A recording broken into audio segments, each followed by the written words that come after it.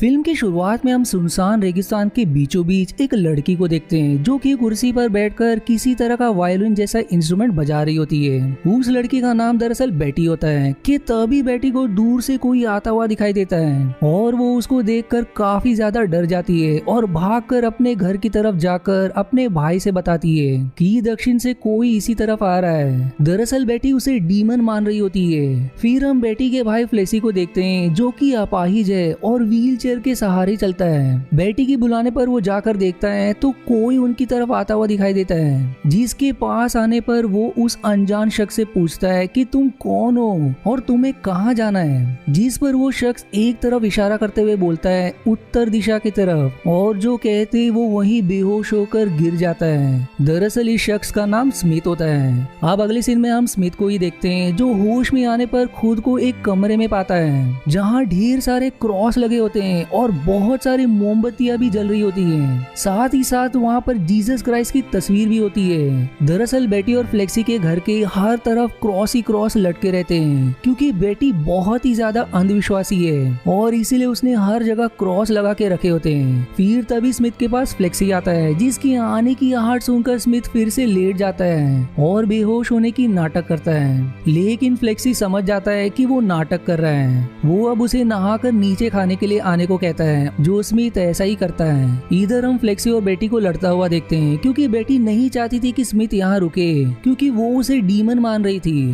Flexi फिर उसको बहुत समझाता है लेकिन वो फिर भी नहीं मानती कि तभी स्मिथ के आने की आवाज सुनकर फ्लेक्सी बेटी से शांत रहने को कहता है और स्मिथ आते ही जल्दी जल्दी खाने भी लगता है, जिससे हमें पता चलता है कि वो काफी दिनों से भूखा है। अब थोड़ा खाने के बाद स्मिथ उसको धन्यवाद करता है, जिस पर फ्लेक्सी उसे अपना और अपनी छोटी बहन बेटी का परिचय देता है। जिसके बाद फ्लेक्सी स्मिथ से सवाल करता है कि वो उत्तर दिशा क्यों जा रहा था, जिस पर स्मिथ जवाब देता है कि मुझे बस यहाँ से निकलना है। जिस पर फ्लेक्सी उसको बताता है कि यहाँ से बाहर निकलने का बस एक ही रास्ता है जो दक्षिण की तरफ है जहाँ से तुम आ रहे थे, और उत्तर में 50 फुट लंबा एक दीवार नुमा पहाड़ है जिसको कोई भी पार नहीं कर सकता क्योंकि मैंने खुद उसको पार करने की कई बार कोशिश की पर हर बार मैं असफल रहा। जिस पर स्मिथ कहता है कि हमें कोशिश तो करनी ही होगी क्योंकि शायद दीवार के दूसरी तरफ सब कुछ ठीक हो। आगे स्मिथ कहता है कि अगर मेरा बस चले तो मैं उड़कर उस पार चला जाऊं। स्मिथ की इस बात को सुनते ही बेटी और फ्लेक्सी एकदम से चौंक जाते हैं और अब बेटी भागकर अपने कमरे में अंदर चली जाती है। जिसके बाद फ्लेक्सी स्मिथ से कहता है कि तुमने जो बोला मैं उसे सच कर सकता हूँ, लेकिन अभी तुम जाकर आराम करो, और फिर दोनों सोने चले जाते हैं। अब अगली सुबह हम स्मिथ को देखते हैं जो कि अब तैयार होकर जाने के लिए निकला था, पर तभी वो देखता है कि फ्लेक्सी अपनी व्हीलचेयर से गिर गया है और वो जाकर उसे उठाता है। इसके बाद फ्लेक्सी विदा लेकर जाने लगता है, पर तभी फ्लेक्सी उसे कहता है कि तुम चाहो तो अब भी कुछ दिन और रुक सकते हो।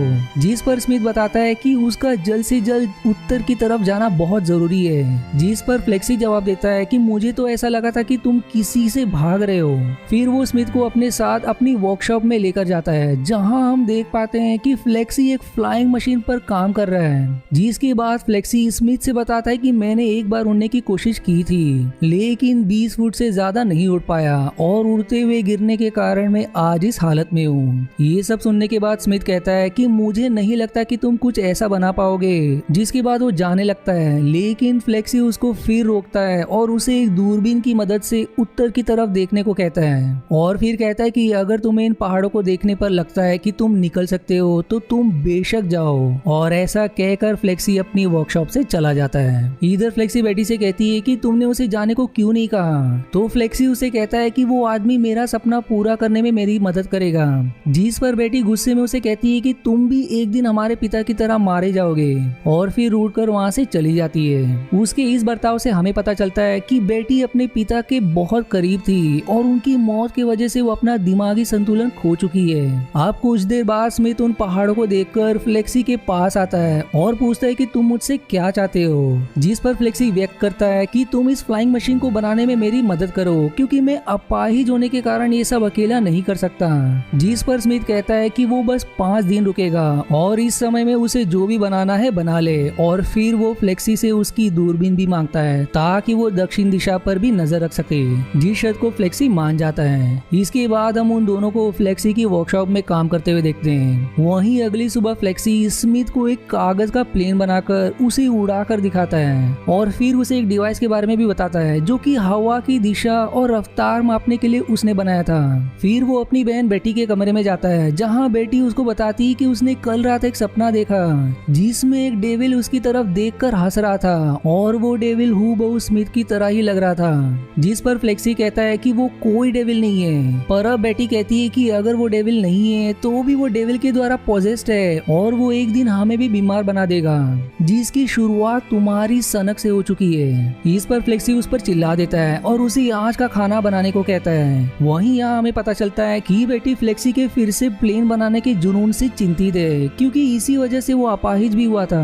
इसके बाद हम बेटी को खाना बनाते हुए देखते हैं और स्मिथ और फ्लेक्सी प्लेन के डिजाइन के बारे में बात कर रहे होते हैं। जिसके बाद बेटी उनको गुस्से में खाना सर्व करती है जिस पर स्मिथ उससे पूछता है कि तुम अपसेट क्यों हो, जिस पर बेटी हार्शली जवाब देती है कि तुम्हारी वजह से, तुम बस यहाँ से निकल जाओ, और इतना कहकर वो रोते हुए अपने कमरे में चली जाती है। पर फ्लेक्सी स्मिथ को उसकी बात पर ध्यान ना देने के लिए कहता है। वहीं अगली सुबह स्मिथ और फ्लेक्सी एक छोटे से प्लेन के डिजाइन को हवा के सहारे उड़ाकर परखने की कोशिश करते हैं, लेकिन वो छोटा प्लेन बिल्कुल भी नहीं उड़ता और अंत में गिरकर टूट जाता है जिससे स्मिथ को बहुत निराशा होती है। जिस पर फ्लेक्सी कहता है कि जरूरी नहीं कि पहली कोशिश में हर कोई सफल हो जाए, हम अपने डिजाइन में सुधार करके कल फिर से एक नए मॉडल को टेस्ट करेंगे।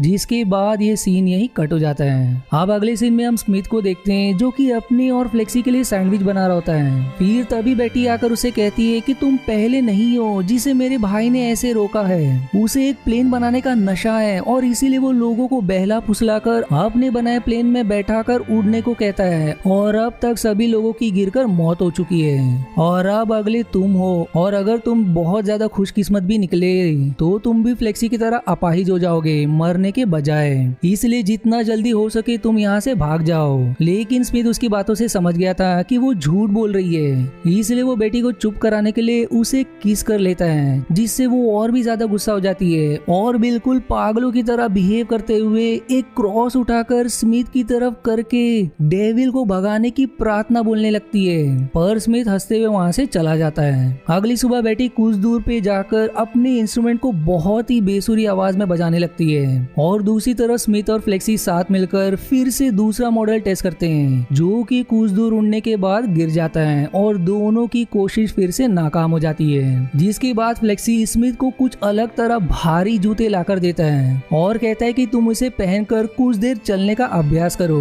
इससे तुम्हारे पैर मजबूत होंगे और तुम अपने पैर से साइकिल की तरह पैडल कर सकते हो, जो कि मेरे डिजाइन किए प्लेन के मॉडल में बैठकर उसे उड़ाने में मदद करोगे।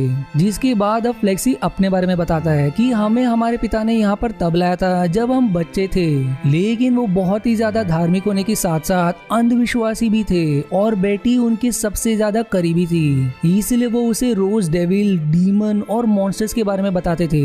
इसी वजह से बेटी ने इसी अंधविश्वास को अपनी दुनिया मान लिया है क्योंकि वो बचपन से ही अकेली रही है। यही वजह है कि वो ये सब फालतू की बात किया करती है। अब उनकी बातों से हम समझ पाते हैं कि बहुत पहले इंसान इस जगह से खत्म हो चुके हैं और ये जगह रेगिस्तान नहीं बल्कि हरी भरी हुआ करती थी और इसी वजह से इंसानों को फिर से शुरुआत करनी पड़ रही है क्योंकि इंसानों के खत्म होने के साथ साथ उनके द्वारा किए गए सारे आविष्कार भी विलुप्त हो गए। शायद यही वजह है कि इन लोगों के लिए प्लेन में बैठकर उड़ना बहुत बड़ी उपलब्धि है। और फ्लेक्सी भी अपने बहन बेटी को लेकर यहाँ से स्मिथ के साथ प्लेन की मदद से यहाँ से जाना चाहता था। इसके बाद अगले दिन स्मिथ छोटे से प्लेन मॉडल में बैठकर उड़ने की कोशिश करता है, लेकिन वो भी कुछ दूर उड़कर गिर जाता है जिससे फ्लेक्सी घबरा जाता है, लेकिन स्मिथ सही सलामत होता है। जिसके बाद फ्लेक्सी एक छोटा मॉडल बनाकर उसको मशीन के सहारे चेक करता है जो कि ठीक ठाक उड़ रहा होता है। जिसके बाद वो स्मिथ से उस मॉडल की बड़ी रेप्लिका बनाने को कहता है, लेकिन वहाँ पेड़ की कमी होने के कारण उनके पास लकड़ियाँ कम पड़ जाती है, इसलिए अब फ्लेक्सी अपने वर्कशॉप के दरवाजे की लकड़ी को इस्तेमाल करने को कहता है। वहीं इधर बेटी अपने पिता की कब्र के पास आकर रोती है कि फ्लेक्सी फिर से वही पागलपन कर रहा है और अब हमें यहाँ पता चलता है कि फ्लेक्सी अपने पिता के सामने प्लेन में उड़ने के चक्कर में हादसे का शिकार होकर अपाहिज हुआ था। जिसके बाद उसके पिता ने उससे वादा लिया था कि वो अब अपने प्लेन को बनाने की बेवकूफी कभी नहीं करेगा। वहीं दूसरी तरफ रात भर जागकर फ्लेक्सी और स्मिथ एक बड़ा प्लेन बनाते हैं और स्मिथ फ्लेक्सी के दिए हुए भारी जूतों को पहनकर चलने का अभ्यास करता है, लेकिन अगली सुबह बिल्कुल भी हवा ना चलने के कारण वो लोग इस प्लेन को नहीं उड़ा पाते, जिससे स्मिथ अब धीरे धीरे निराश हो रहा था और कहता है कि कल कुछ भी हो मैं प्लेन पर बैठकर जाने का रिस्क लूंगा, क्योंकि अब मैं यहाँ ज्यादा दिन नहीं रुक सकता। पर उसी रात फ्लेक्सी बेटी से बात करने जाता है और उससे कहता है कि कल हम यहाँ से निकल रहे हैं, जिस पर बेटी उससे कहती है कि वो अपने पिता को यहाँ अकेला छोड़कर नहीं जाएगी। दरअसल वो यहाँ अपने पिता के कब्र के बारे में बात कर रही थी, जिसके बाद बेटी फ्लेक्सी को अपने पिता से किया हुआ वादा याद दिलाती है, जब उसने कभी ना उड़ने का वादा किया था। पर इस पर फ्लेक्सी गुस्सा होकर बेटी का म्यूजिक इंस्ट्रूमेंट तोड़कर चला जाता है। पर अब अगली सुबह हम स्मिथ को जाने के लिए तैयार देखते हैं और अब फ्लेक्सी उससे कहता है कि तुम अकेले जाओ, बेटी और मैं यहीं रुकेंगे। इसलिए अब स्मिथ उनसे विदा लेकर प्लेन में बैठता है और अपने पैरों की पूरी ताकत से पैडल मारता है। अब हवा के तेज होते ही फ्लेक्सी उसको उड़ान भरने को कहता है और अब हम देख पाते हैं कि स्मिथ उस प्लेन को आराम से उड़ा पा रहा है और वो उत्तर दिशा की तरफ उड़ते हुए चला भी जाता है। और फ्लेक्सी उसे आवाज लगाकर अलविदा कहता है और बेटी उसे उड़ता देख एकदम हैरान हो जाती है। फिल्म के फिर आखिरी सीन में हम बेटी को शुरुआत सीन की तरह रेगिस्तान के बीचों बीच अपने घर से कुछ दूर बैठकर वायलिन बजाते हुए देखते हैं और फ्लेक्सी भी अपनी व्हीलचेयर पर कुछ उदास बैठा हुआ दिखाई देता है, क्योंकि स्मिथ की तरह वो भी प्लेन को उड़ाकर उत्तर के उन पहाड़ों के पार की दुनिया देखना चाहता था, लेकिन ऐसा नहीं हो पाया। और इसी के साथ ये मूवी यहीं समाप्त हो जाती है। दोस्तों इस मूवी में कहीं भी ये नहीं बताया गया है कि स्मिथ किस चीज से भाग रहा था। दरअसल मुझे लगता है कि ये कहानी स्मिथ की नहीं बल्कि फ्लेक्सी और बेटी की थी, जहाँ बेटी अपने पिता की मौत से पागल हो चुकी थी, जिसे लेकर फ्लेक्सी यहाँ से निकलना चाहता था, लेकिन बेटी वहाँ से नहीं जाना चाहती थी और फ्लेक्सी अपनी बहन के लिए खुद भी स्मिथ के साथ नहीं गया, यानी कि अपनी बहन की खुशियों के लिए उसने अपने खुशियों का त्याग दे दिया। पर ये सब तो मेरी थियरी है, पर वहीं अगर आपको कुछ और लगता हो तो मुझे कमेंट में जरूर बताएं। और आज के वीडियो में इतना ही। आशा है आपको मेरी एक्सप्लेनेशन पसंद आई। यदि हाँ तो प्लीज वीडियो को लाइक करना और चैनल को सब्सक्राइब करके सपोर्ट करना ना भूलें। मिलते हैं अगले एक्सप्लेनेशन वीडियो में, तब तक के लिए धन्यवाद दोस्तों।